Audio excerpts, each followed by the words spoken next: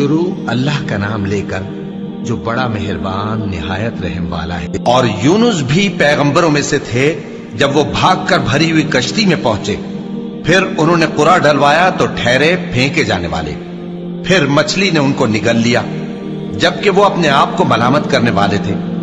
پھر اگر وہ اللہ کی پاکی بیان نہ کر رہے ہوتے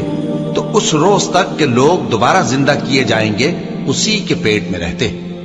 پھر ہم نے ان کو جبکہ وہ بیمار تھے چٹیل میدان میں ڈال دیا اور ان پر کدو کی بیل اگا دی، اور ان کو 1,00,000 یا اس سے زیادہ لوگوں کی طرف پیغمبر بنا کر بھیجا تو وہ ایمان لے آئے، سو ہم بھی ان کو دنیا میں ایک وقت مقرر تک فائدے دیتے رہے۔